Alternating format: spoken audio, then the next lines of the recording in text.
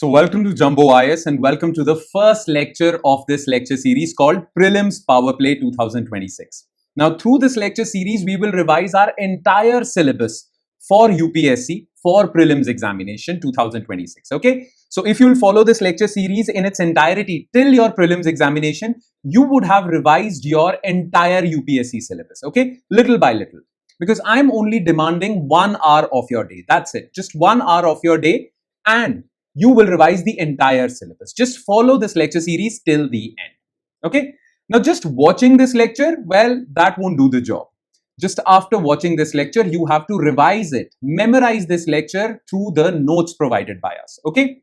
And in this lecture series, the timetable of this lecture series also includes tests. Be regular with the tests. Okay. Do not miss out on any test because MCQ practice is essential for success in prelims. Okay, so be regular with the notes just after watching the lecture and be regular with the tests. Okay, plus if you have any doubt, well, I'm putting you in WhatsApp groups. Okay, just ask your doubts over there. Any doubt with respect to any subject.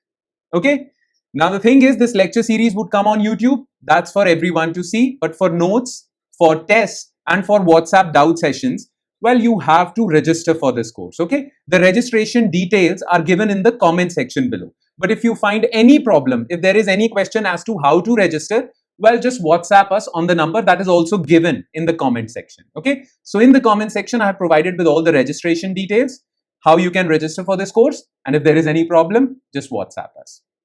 Okay. All right then. As per the timetable, which you must have seen, we are going to start with polity lectures. Okay. So today is polity lecture 1. Okay. And in today's lecture, we are going to talk about governor, state governor's legislative role. Okay. Now, why are we talking about this? Because the role of governor was pretty controversial this year. Okay. There was this famous case that was in current affairs with respect to Tamil Nadu governor and the Tamil Nadu chief minister. And the case went to Supreme Court and Supreme Court gave a judgment. And as per that judgment, Supreme Court basically tried to fill in those constitutional loopholes. The Constitution of India was silent on certain areas of the role of governor. Okay, certain areas. Well, the Supreme Court, through its judgment, tried to fill those gaps. Okay, now what was that entire controversy? Well, what did the Supreme Court say? We'll talk about all these things. Okay, so pay close attention and pay close attention in the notes as well because I'm going to ask questions from this topic as well in the test. So pay close attention. Okay, so let's begin. Governor's legislative role. All right. So polity lecture 1, governor's legislative role. Now, what was the controversy basically? You all know that governor is the constitutional head of a state. And the thing is, technically speaking, well, the governor is bound by the aid and advice of chief minister of that state and council of minister of that state. Okay. Completely bound by the aid and advice of these people, council of ministers. But the governor is appointed by President of India. Okay. Basically, President is bound by the aid and advice of Council of Ministers at the center. Okay. So the ruling party in Delhi, the ruling party at center appoints governor of all the states. Now, sometimes, well, if opposition party is in power in that particular state, the governor would be from the ruling party and the opposition party would be the chief minister and council of ministers in the state. Sometimes there is a political tussle. And this political tussle played out in Tamil Nadu. Okay, where there was this conflict between the governor, which was appointed by the ruling party in the center, and, well, the chief minister who was from DMK in Tamil Nadu. Okay, now this political tussle had, well, severe consequences, and that is why Supreme Court had to intervene. And Supreme Court basically clarified so that this tussle doesn't happen in future. Okay, so that this tussle doesn't happen in future because the governor was exploiting some loopholes within the constitution. Now, what were those loopholes? Okay, which the governor was, well, allegedly trying to exploit.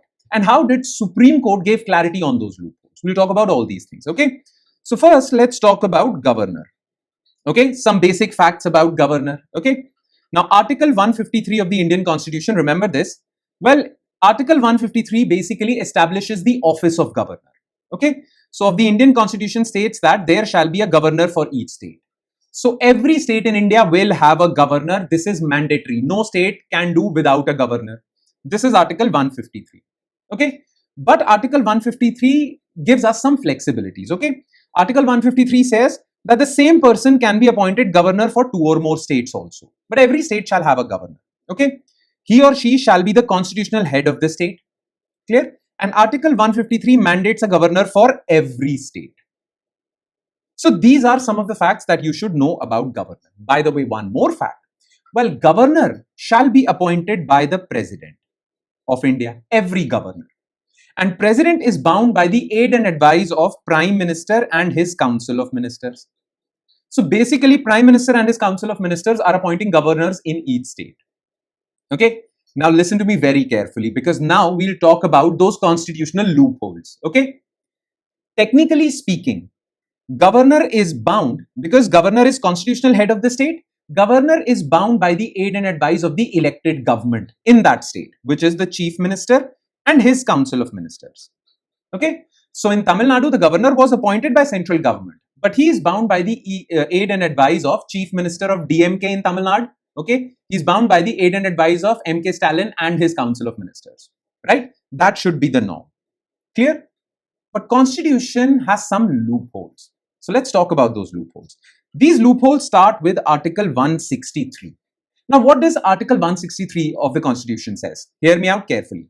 Well, Article 163 basically establishes Council of Ministers in a state, Chief Minister and Council of Ministers. Okay. And what does Article 163 says? Article 163 of the Indian Constitution establishes Council of Ministers to aid and advise the governor in the exercise of their functions with Chief Minister at its head. Basically speaking, governor is bound by the aid and advice of Chief Minister and his council. But Article 163 says something else also. It also specifies that the governor may exercise functions in their own discretion. Basically meaning that in certain special circumstances, governor is not bound by the aid and advice of council of ministers. He will use his own discretion, his own decision making. Okay. And the governor's decision on whether an issue requires their discretion is final and cannot be challenged in a court. So the Constitution says that in certain special circumstances, governor is not bound by the aid and advice of council of ministers. In general, he is bound, but in certain special circumstances, he is not bound. Now, what are those special circumstances? Governor shall decide. And nobody will question governor's judgment on this. So if tomorrow governor says that I'm not bound by chief minister in this regard, nobody can question it. Okay, this is what Article 163 says. Clear? Article 163 also says one more thing. Additionally, the advice tendered by the Council of Ministers to the governor cannot be inquired into any court. So court cannot take into account or question the advice given by Council of Ministers to governor. Okay, but this part is more controversial, where governor can use his own judgment. And whether he can use his own judgment or not, that will be decided by him only. Okay. So this is the constitutional loophole that many governors generally exploit. And this exploitation generally happens when the ruling party at the center and at the state, the ruling party at the center and the party at the state are well against each other. So ruling party at the center and opposition party is in power in state. Then, well, at the behest of central government, governor sometimes exploits this loophole. Okay. Now, what happened in Tamil Nadu? For that, you need to understand the legislative role of the governor. What is the legislative role of the governor? Okay. So basically, well, if we talk about the legislative role of the governor, you all know, you all must have studied the powers of the governor. Okay. Governor has some executive powers, judicial powers, pardon, reprieve, respite. Okay. Judicial powers, legislative powers, financial powers. There are many powers that the governor has. We will focus only on legislative powers. Clear? Now, as per the legislative powers of the governor, governor can summon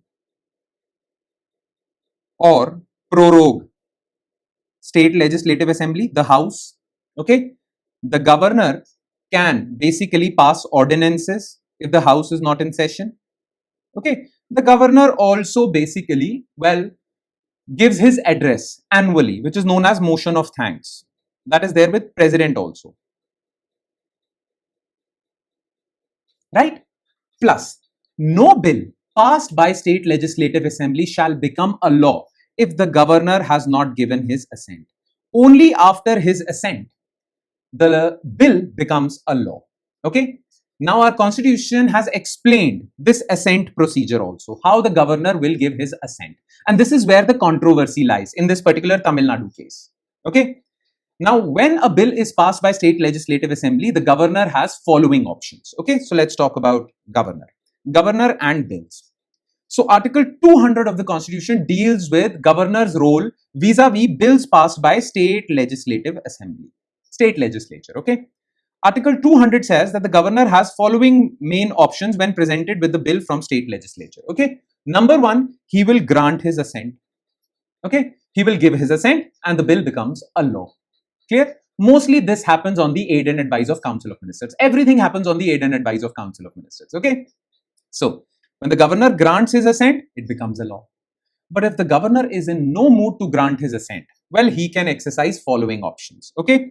This is known as the veto. The governor can basically say, I'm not giving this assent. Okay.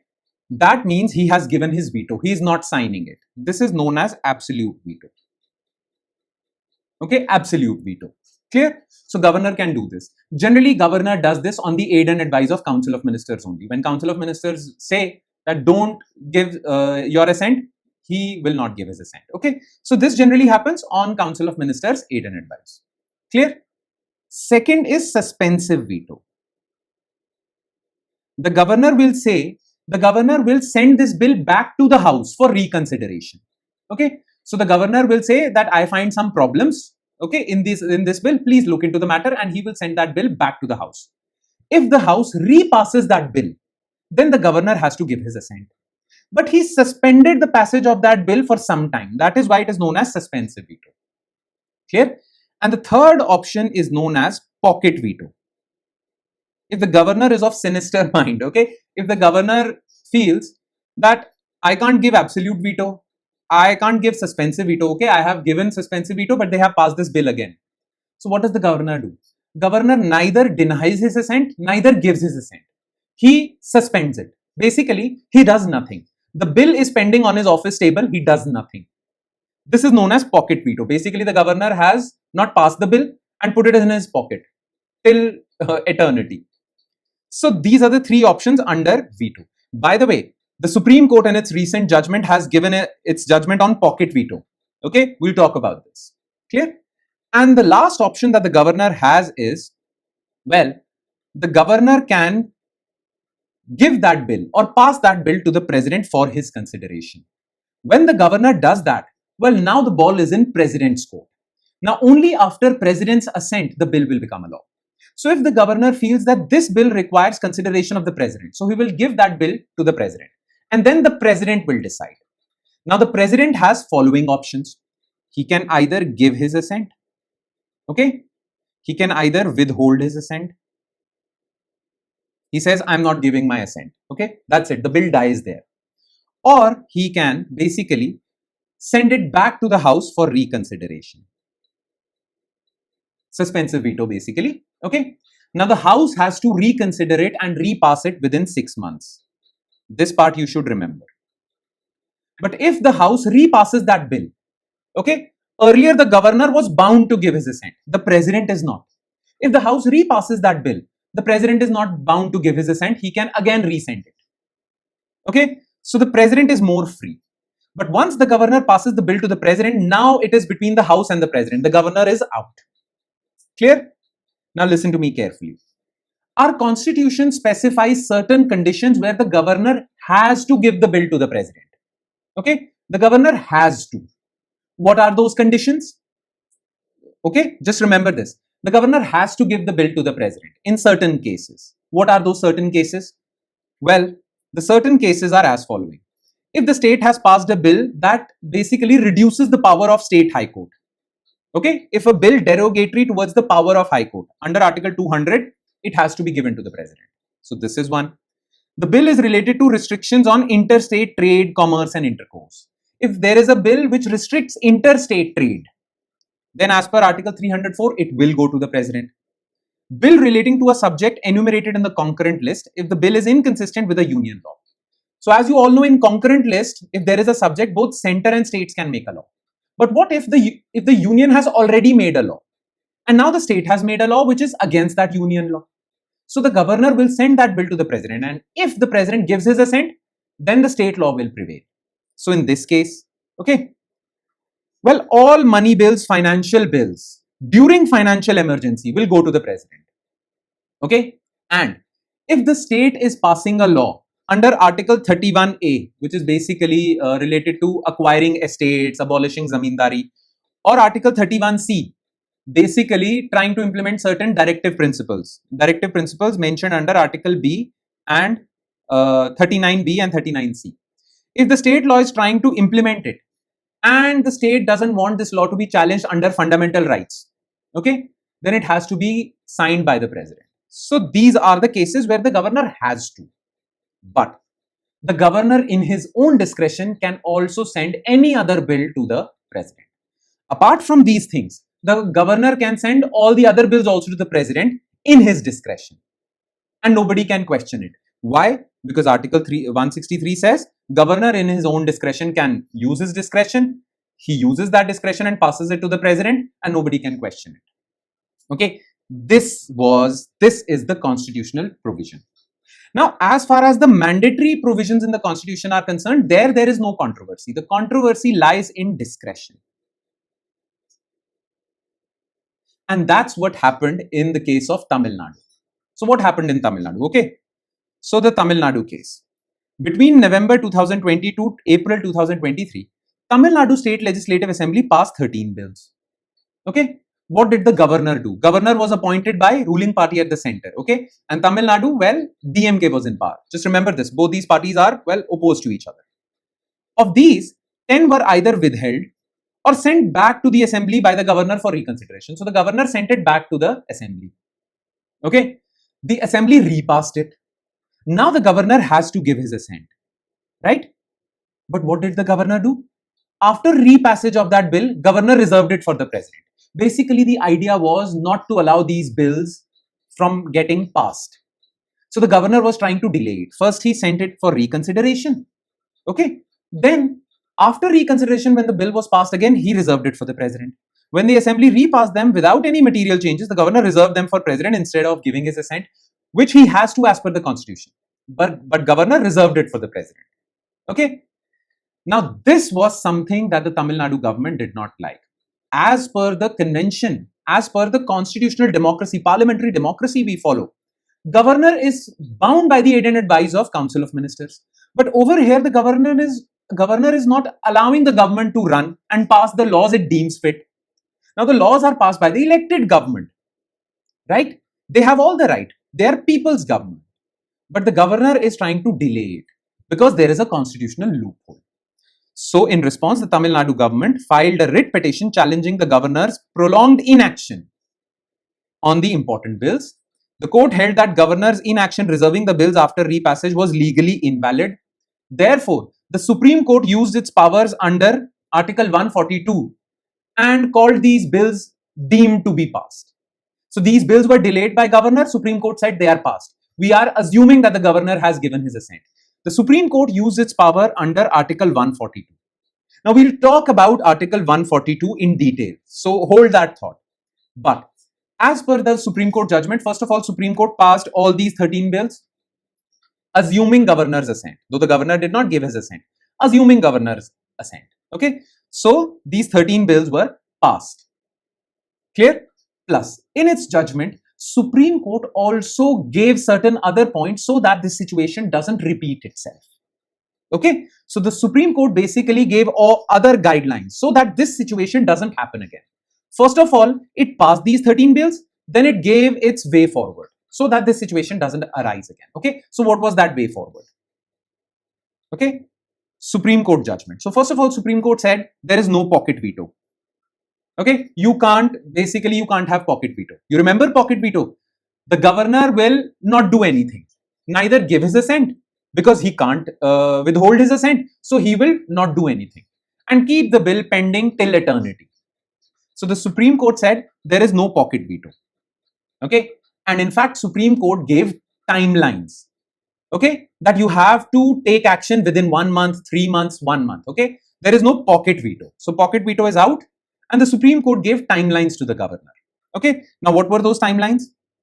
Look, if the Council of Ministers have given you an advice, okay, if the Council of Ministers have advised you to give your assent, to withhold your assent, or to reserve this bill for president, well, you have to act on that advice within 1 month. If you are in the mood of going against Council of Ministers advice, using your discretion under Article 163, okay, then too you have to take a call within 3 months. Okay, and if you have sent these bills back for legislature's consideration, right, suspensive veto, remember. So if you have sent these bills back to the House and they have sent it back, then you have to take a call within 1 month. Plus, you cannot reserve these repassed bills for president. Okay, limited discretion on reenacted bills. So you can't reserve it for the president. Either reserve it for the president in the earlier case, okay, or if you have sent it back, then don't reserve it for the president. Okay, limited discretion on reenacted bills. Plus, even the president, when the bill is with the president also cannot use pocket veto. I mean, he can, but he has to give his reasons that why is he not taking any decision. Okay, the president must justify the delay. Make sense? So that this situation doesn't arise in future. The governor cannot suspend the bills permanently. He has to act within these timelines. And these timelines were given by the Supreme Court using Article 142. We'll talk about Article 142. This is a special power given to the Supreme Court. Special and excessive power. Okay? One more thing. Both the governor's and the president's actions under Article 200 and 201 are subject to judicial review. Okay? So the Supreme Court said that your actions are under judicial review. You can't say that your actions cannot be questioned in any court. They are under judicial review. Okay, so that the Supreme Court can do complete justice. Clear? This is what happened. I hope you understood all these articles as well as the role of governor when it comes to giving his assent or withholding his assent. Clear? Now let's talk about the special power. Okay, what is that special power? Well, the special power is Article 142. Okay, using which the Supreme Court gave this judgment. Clear? Now, Article 142 gives a special power to Supreme Court and Supreme Court alone. Only Supreme Court has this power. Okay? And what is this power? Article 142 of the Indian Constitution grants the Supreme Court the power to pass any order necessary to ensure complete justice in any matter pending before it. So, Supreme Court can pass any order for doing complete justice. Now look, listen to me carefully to understand what Article 142 is. Okay, our constitution has divided roles and responsibilities between executive, legislature and judiciary. Okay, judiciary has certain role, legislature has certain role, executive has certain role. Okay, and none of them can encroach upon each other's role. Okay, executive's role will be performed by executive. Law-making power will always be done by legislature. Judiciary will only interpret laws. This is the role given to them. Clear? Nobody can basically encroach upon each other's powers. This is known as the doctrine of separation of powers. Okay? But what if the executive is not performing its duty properly? The legislature is not performing its duty properly. Then Article 142 of the Constitution gives the Supreme Court, not all judiciary, only the Supreme Court, the power to pass orders to fulfill the gap that executive has left behind. So executive is not following its duty, Supreme Court will pass an order where the executive duties will be performed. Like in this case, the governor was not performing his duty, Supreme Court passed an order. The governor was not giving his assent, Supreme Court has passed an order saying that the assent has been deemed. Okay, so basically, to do complete justice, judiciary can encroach upon legislative role and executive role through an order. This is what Article 142 is. This is a special power and it is given or used only in rare circumstances. And when it is used, basically it causes a lot of criticism also that judiciary is encroaching and violating doctrine of separation of powers. But nonetheless, this is Article 142. The use of this power is at the discretion of the court and is intended to be used in extraordinary situations. It enables the court to act where laws are silent or inadequate, ensuring that justice is not denied due to legal limitations, constitutional loopholes. Okay, some of the examples are, well, Chandigarh mayor elections happened, Supreme Court cancelled those elections because there was some problem. Okay, Supreme Court used 142. Tamil Nadu governor case, the current case. Then, in certain divorce cases, well, there is a 6-month waiting period. Sometimes Supreme Court cancels that 6-month waiting period using 142. Clear? Now, this 142 in Tamil Nadu governor case was basically, well, some people did not like it, especially the central government, especially the ruling party at the center and the governor, they did not like it. Okay?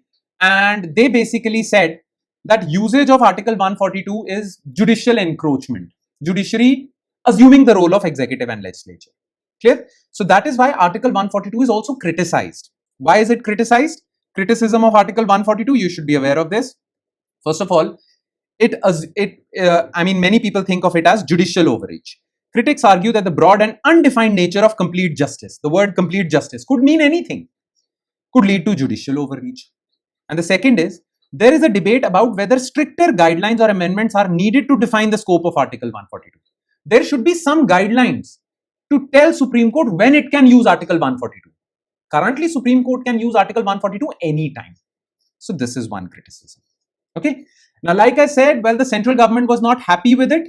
Therefore, central government, basically the President of India, well, using Article 143, wanted Supreme Court's advice on this matter. This is known as presidential reference. Okay, the presidential reference is where the government can ask a question or demand a legal opinion of the Supreme Court. Okay, now the president asked the legal opinion of the Supreme Court on this case only. Usage of Article 142 and Tamil Nadu governor case. But we will talk about this case tomorrow. Okay, so tomorrow's topic would be presidential reference, usage of Article 143, because this was also in the news and a burning topic. All right, that would be all. This is today's lecture. Now, let me remind you, please do not forget to revise this lecture from the notes. Okay, and revise it, memorize it by heart, because, well, after 10 days, I will conduct a test and this is part of your syllabus. Okay. Now, for all those people who want to register for this course, well, the details are in comment section below. Okay. On that note, I'll be signing off with the promise of seeing you again with another important topic of polity tomorrow. All right then. Thank you, everyone.